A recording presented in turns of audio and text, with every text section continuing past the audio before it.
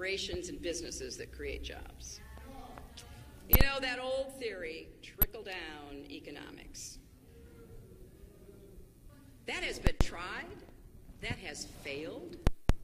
It has failed rather spectacularly. All right, ladies and gentlemen, it's not businesses, it's not corporations that create jobs. Remember that. Joining us now is Larry Kudlow, CNBC senior contributor, host of the fantastic radio show on Cumulus Radio, The Larry Kudlow Show.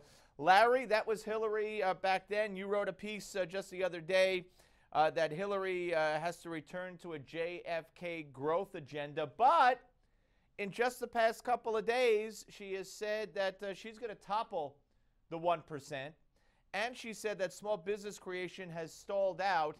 How she's going to marry those two together, I don't know. Hillary is bipolar. That's where I come out on this. You know, it's interesting. You're right. Look, one time she starts bashing corporations and trickle down. I might add, her husband cut the capital gains tax when he was in office, and with Newt Gingrich, he was a pretty good pro-growth president. By the way, you're talking about being economically bipolar, I would assume. Yeah, economically bipolar, right? I'm not psychiatric enough to know about the other stuff.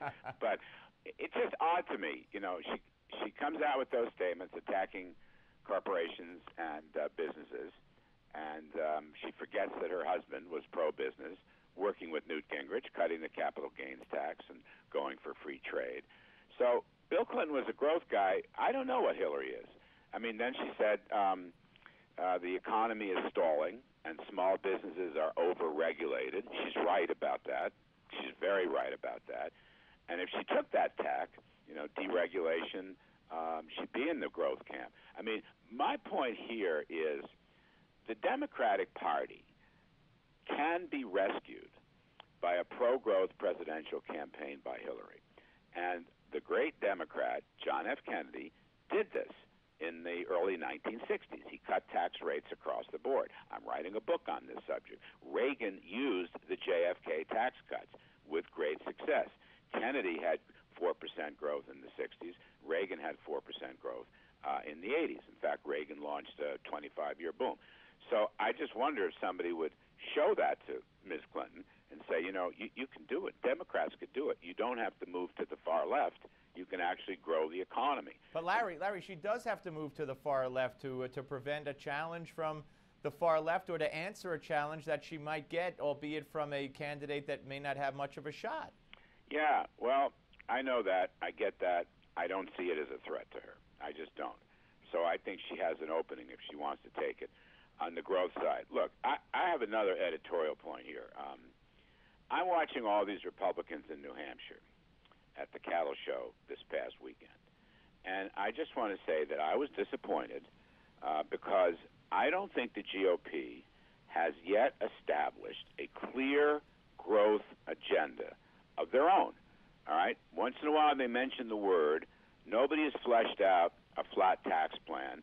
Marco Rubio has the most detailed tax plan. He walked away from it last weekend, and his is not pro-growth. His is not pro-growth, at least on the personal income side. Business side, he's good. Personal side, he's got $2 trillion of child tax credits, and he's going to raise tax rates for middle-class people. So the Republicans have to tell the country, here's my growth plan on flat tax rates, on deregulation, on limited government, and a sound dollar. They haven't done that. They haven't done that yet. And I'm a little bit concerned they're not getting their message across. So I'm just saying, look, I'm sure Hillary's not going to take my advice, okay?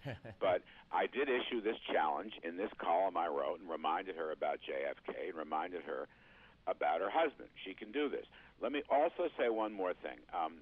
The Republicans in New Hampshire really spent a lot of time attacking Hillary, okay?